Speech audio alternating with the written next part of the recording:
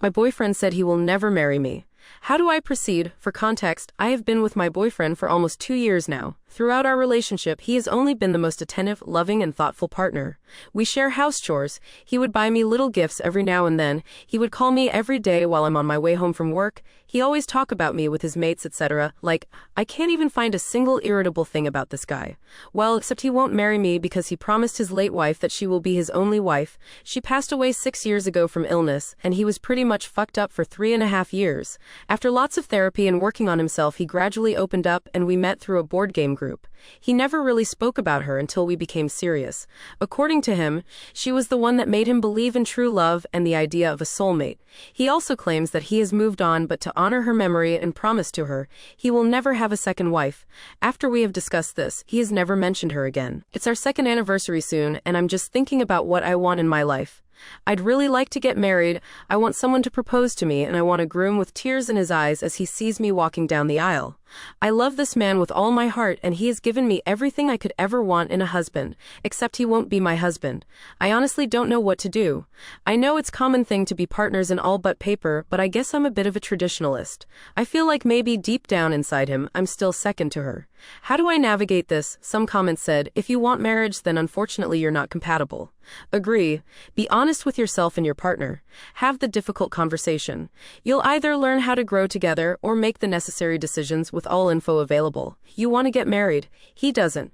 Unfortunately, that makes the two of you incompatible, which means you break up. He isn't going to give you what you need. So his late wife made him promise at 34 that he would never marry. I would never do that to my husband. I would want him to be happy again. Does he have children? Does he want any more? Do you want them? If marriage is a deal breaker, you know what you have to do, but I wouldn't worry about being second to someone who would leave such a legacy. God rest her soul. I am not trying to speak ill of the dead, just saying. Update. A lot of people shared their view with me in my previous post, so I thought of sharing an update. As I expected, he is adamant in his stance. He was also a bit upset that I made him bring up the topic of his late wife, as he doesn't like talking about her. I think he just doesn't like remembering that she's dead.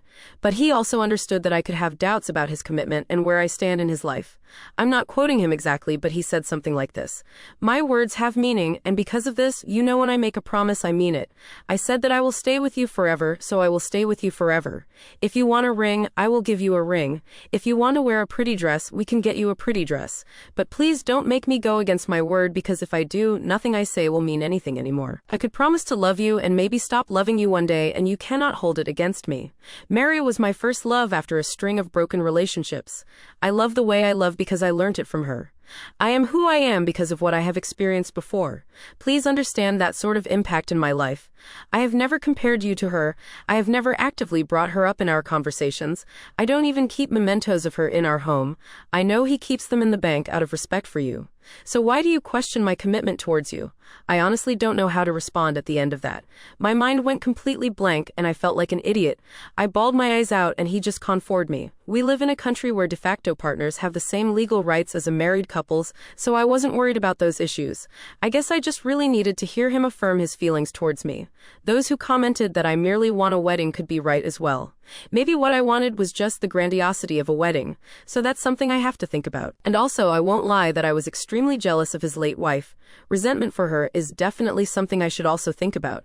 Someone said couples therapy, but I think the one that actually needs therapy is me. But yeah, that's about it. I'm probably staying because I know he loves me and I do love him. Lots of introspection for myself from here on. Thank you everyone for your kind comments and suggestions. I hope you have a lovely day. Comment said, I swear all the widow relationship posts in Reddit sound like a nightmare. I feel like if marriage is what you want, you should end this relationship sooner than later. You said you're staying, but I feel like you can't easily get rid of a desire to get married. It could nag you for a long time and your resentment will grow. Another said, Nope. I did this once too. And there is nothing more soul-crushing than watching someone you love neglect your needs for someone who isn't around to care. Promises like that aren't made for late exes, they're made for themselves. The late ex is not doing it to you, he's doing it to you, and he's still making you suffer because someone unfortunately passed. Even if you try to make this work, you're going to get tired of being neglected when you're the one who's there. You're going to eventually feel like that even though you've been around him longer than their relationship. If you stick around that long, that you're still not going to be enough for him to move on into the next chapter of life with. And even then, if somehow you're convinced to be okay with this, you get to watch later in life when it's his turn to go, and you hope to be at his bedside to hold his hand through it. You get to be locked out of that room and forced to wait in the waiting room with no idea what is going on because no one will answer any of your questions, and all you can do is wait. He's not just condemning you to being viewed as essentially less valuable, but he's also condemning you to a fate of loneliness and loss greater than what he's experienced, all because he fails to understand that marrying someone and moving forward in life with someone is not a replacement for a previous person, but an entirely different experience that is new and not the same. This is not okay. It's not fair to you. And from my own experience, I feel very strongly that you are emotionally being taken advantage of, and you're in a position to be gaslit and blamed for however you feel about this. Get tired of it, and then you're too pushy. But if he gives you then it's your fault he decides to lie and cheat. Get mad at him for wasting your time, and he gets to claim he's always been the nice guy and told you how it is.